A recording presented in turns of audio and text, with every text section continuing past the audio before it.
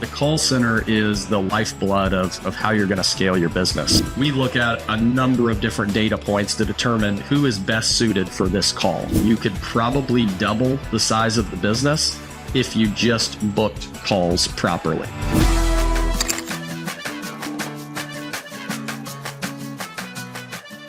Welcome to Cracking the Code, where we make HVAC success clear, simple, and stress-free.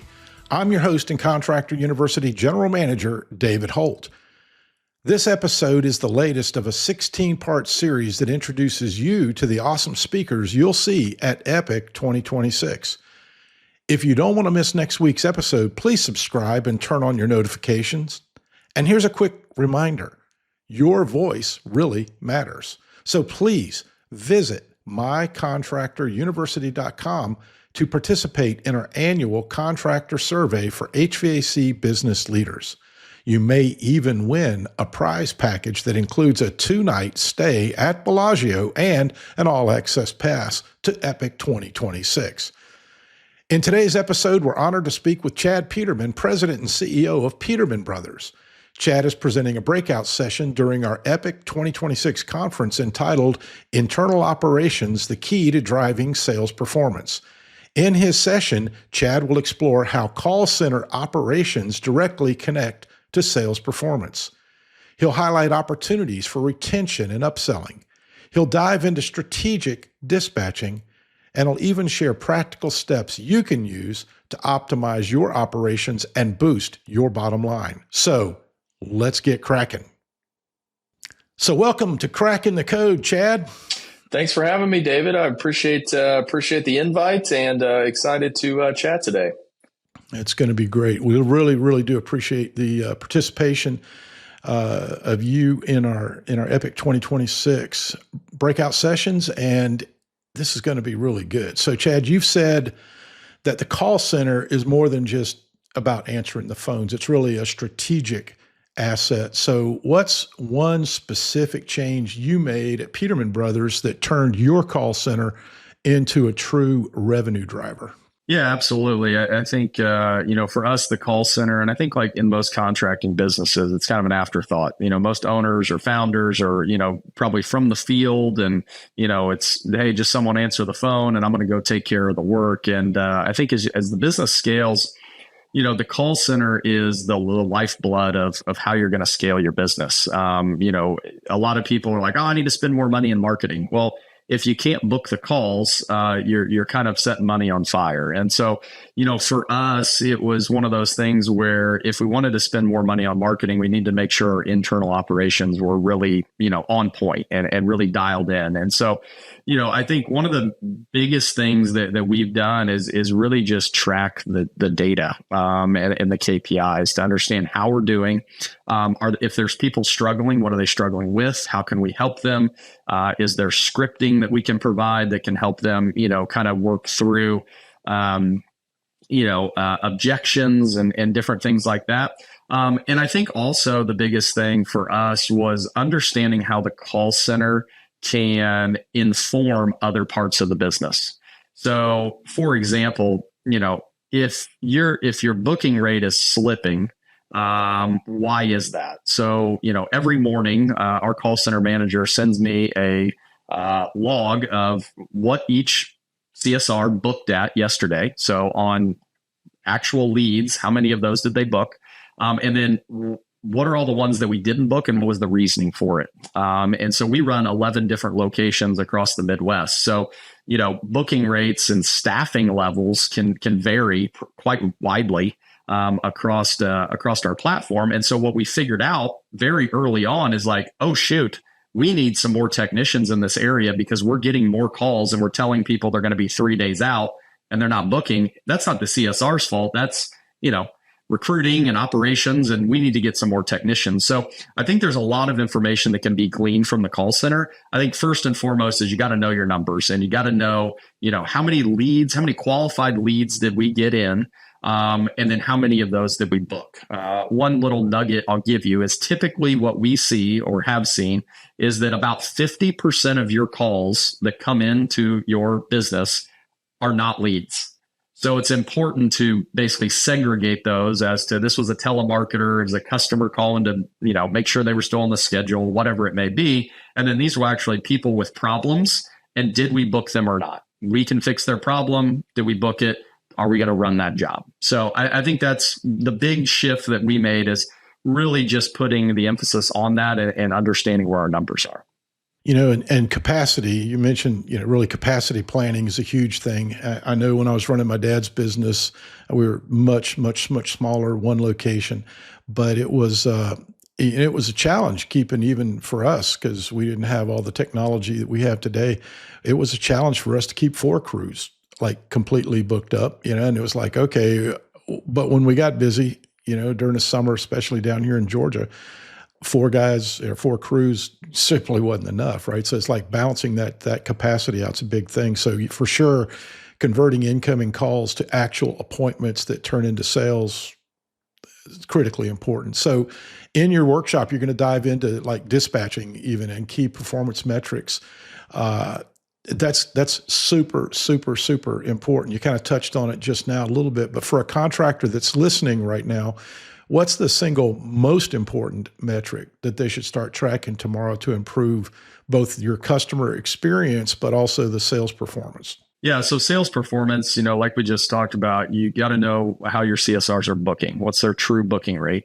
And then I think for dispatch, what you have to give the dispatcher as a tool is you've got to give them a batting order. Like, who's performing well? And, fortunate for us in the contracting space in 2025 is there's a lot of tools out there that make this really, really simple. Who is performing well? And you can take all sorts of data. We look at a number of different data points to determine who is best suited for this call. But I think overarching, it's getting the right tech to the right call. Not this tech needs to go to this opportunity because I like him, or he's a really nice guy, or whatever it is. It has got to be based solely on performance.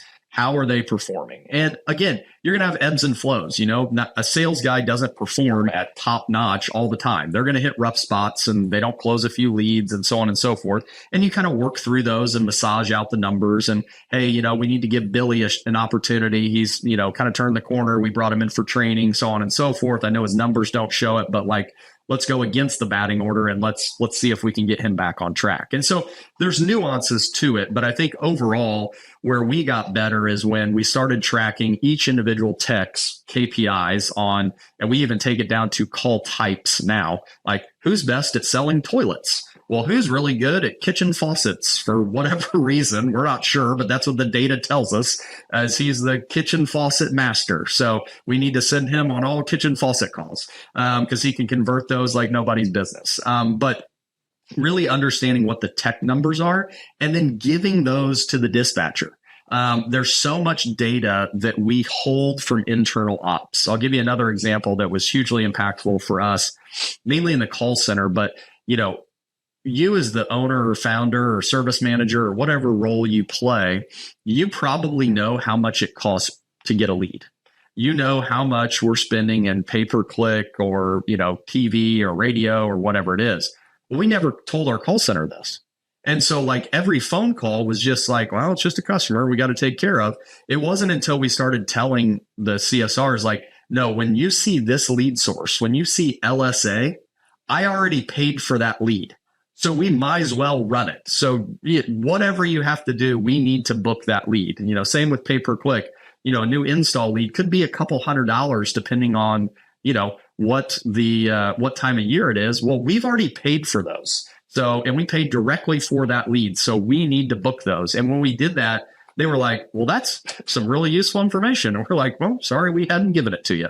But I think it's understanding how that data can impact someone's ability to do their job.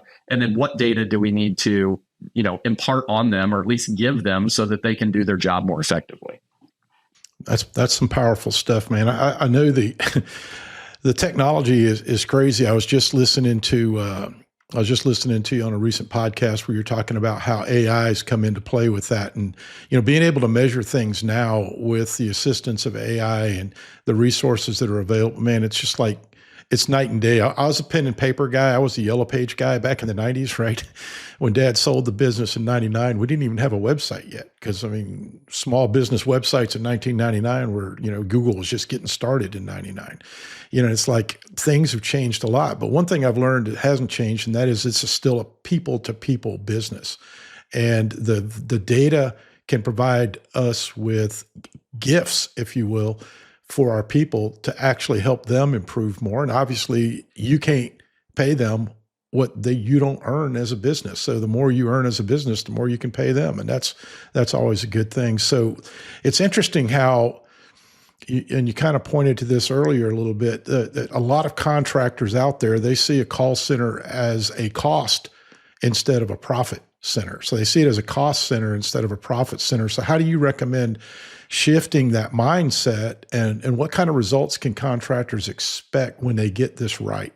Yeah. So there's a number of different things. I'll touch on two really important ones. So we talked a little bit about marketing, and you're prepping for, I'm not sure when this will come out, but you're prepping for 26. And you're like, we spent X amount of dollars in marketing money. You're not sure what your booking rate is. You're not sure maybe what your conversion rate is, all of this stuff. And you say, I want to grow. So I want to spend double the amount of marketing dollars, or, but maybe 50% more, whatever it is. So you want to double that.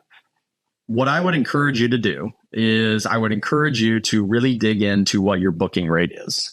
My guess is you could probably double the size of the business if you just booked calls properly. So with no extra dollars outlaid, maybe you put together a little incentive program for your CSRs or something like that. It's going to be minuscule when it comes to going and spending however many dollars for marketing that you don't actually know is going to work.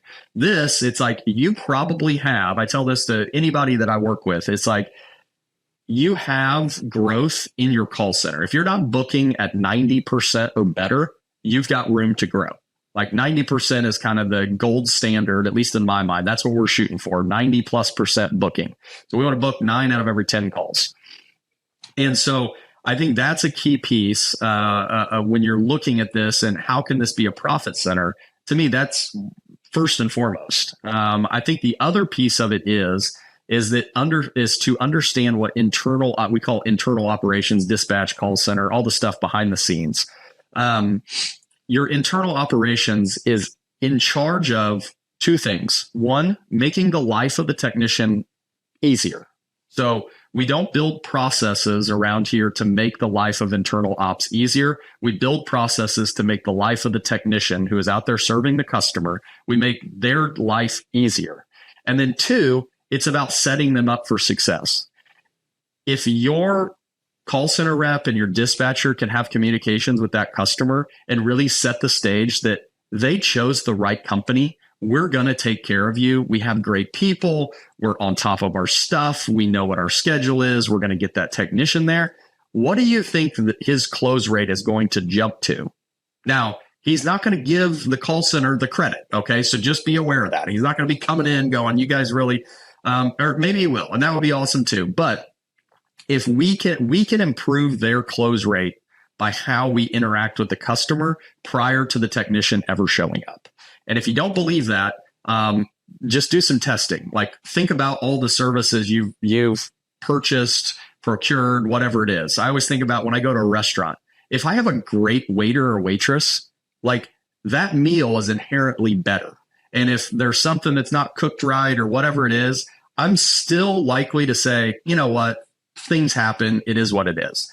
But if my waiter or waitress like never comes back to fill up my water or isn't asking anything like that or isn't giving me a recommendation or anything like that, like anything that goes wrong in that call, in that dinner, I'm going to be like, I'm never coming back to this place ever again. And so I think that there's a whole lot more power in internal operations than we give it credit for. And then it's about connecting all those pieces. So then when the technician walks in, he's super friendly, he's given options, he's doing all this. What do you think the chances of that customer saying, let's go ahead and move forward with work are versus, well, I didn't like Sarah on the phone and Bill was kind of mean and dispatch and told me we'll be there when we're going to get there. And like all of these things, like there's just so much that can be said for the ability to connect all the customer touch points. If you can connect those with the same message and the same, customer service, you're going to be more successful. That's kind of what I was saying earlier about things haven't changed a lot. They've changed a lot on technology side, but that one part right there is people serving people. That part hadn't changed. But when we can do it better than the rest, we stand out in a really good way. I mean, I think about the restaurant industry. My daughter is involved in the restaurant industry up in Boston, and her biggest pet peeve is when she sees an empty glass. If her server, she's a front of house kind of service manager. Actually, that's her title, is service manager at this particular restaurant. And she goes haywire with people if her people aren't watching for those little things and helping people enjoy the experience, right? So that customer experience is absolutely critical, and treating people as important rather than like, this is an adversarial relationship that I have with you because what do you mean, Chad? What do you mean you didn't like the steak the way they cooked it? That's a great, come on, really? But I've seen it and heard it. It's like, right? Yeah. Welcome to Peterman's. What do you want? That would not fly too well, I bet. Yeah. And I think you make such a great point. And I think it's important to point this out, mainly because of all the technology that is in our space right now. You got AI, you got this, you got that, all of these things. And I think, to your point, the most important thing to remember in contracting businesses is it is people to people. Technology should only enhance our service. It's never going to take the place. I say never. I don't know. Whatever. I hope I'm long gone. I hope I'm long gone before that day. But anyway, it's people to people. We are one of the, my COO always says it. We are literally one of the last industries that is still people to people. Like, I got to come into your house, sit at your kitchen table, talk this over, and then do work in your home. Like, let's take pride in that. And technology should only accelerate the level of service that we're able to provide and enhance the overall customer experience. Exactly right. Exactly right. Our mutual friend over at Power Selling Pros likes to talk about your call center as the directors of first impressions, right? And think about that. When you think about that, it is so true, because the person who answers the phone can either make or break your entire organization. So I think it's a huge, huge, huge topic. And I know that the folks that attend your breakout session are going to get a ton of good ideas and thoughts about it. So we really appreciate you sharing this with us today, Chad, and look forward to seeing you in Las Vegas, man. It's going to be great. Absolutely. I'm excited to be there. And we'll share some knowledge. And the good thing is, a lot of the stuff I share, not super complicated. It's very nuts and bolts. These are the basics. It's just sometimes we get lost in all the shiny objects and forget about, the blocking and tackling, which make these businesses successful. Chad, thanks for joining us today and sharing your insights. I know your Epic 2026 breakout session will be fantastic. For more information about Chad's breakout session, visit the epic2026.com website and check out the agenda for Friday at 11 a.m. If you haven't already registered for the conference, make sure you do so, as it will surely sell out just like it has in past years. Click register now at epic2026.com so you don't miss out. Also, please do us a favor, like and share this episode so we can help more HVAC contractors improve their business. Thanks for watching Cracking the Code, where we make HVAC success clear, simple, and stress-free. See you next time.